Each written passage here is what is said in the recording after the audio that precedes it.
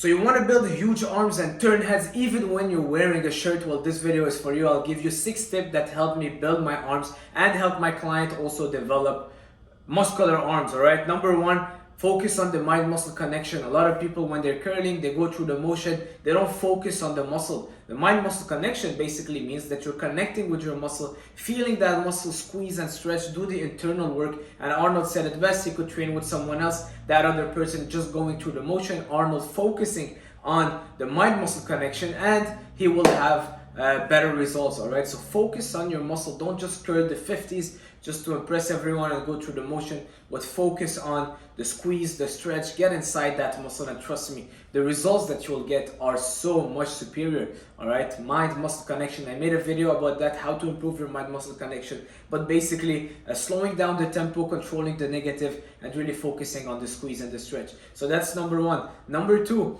focus on high intensity and low rest periods for arms. That's what works best.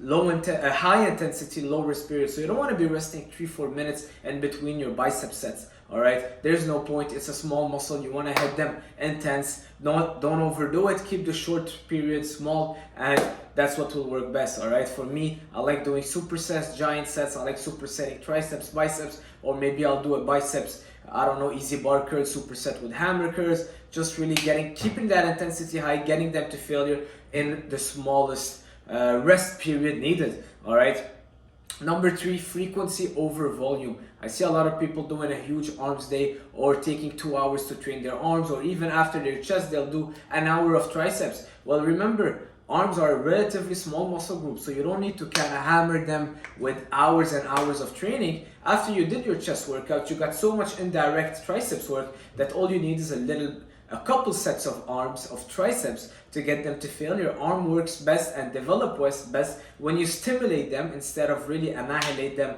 and killing them every single session. All right, and remember, if you're killing your triceps today, well, it might affect your shoulder workout tomorrow. So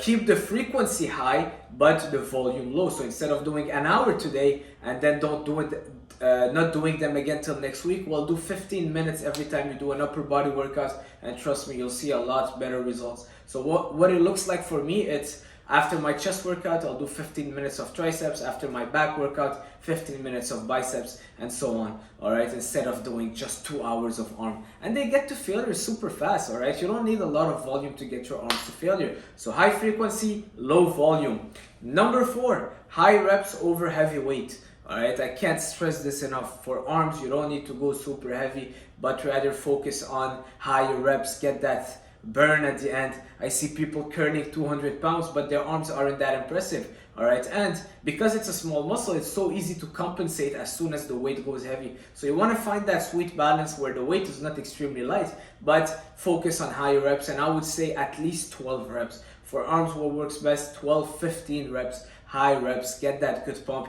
get them to failure, but in a higher rep range. All right, so super important, high reps. Don't be that person curling 100 pounds. All right, trust me, it's just gonna lead to more injuries and you won't get your arms to grow big. Number 5, don't neglect your triceps. All right, triceps bigger than your biceps. If you want big arms, it's not only about curling but also about doing the work on your triceps. I made videos about the best exercises for triceps, but I always prioritize my triceps. I would do always more volume on my triceps than biceps. So super important, don't neglect your triceps, and you're using your triceps a lot more because you use your triceps when you're doing chest, when you're doing shoulders. All right, so that's it. And number 6, keep it simple. It's basically the most important tip.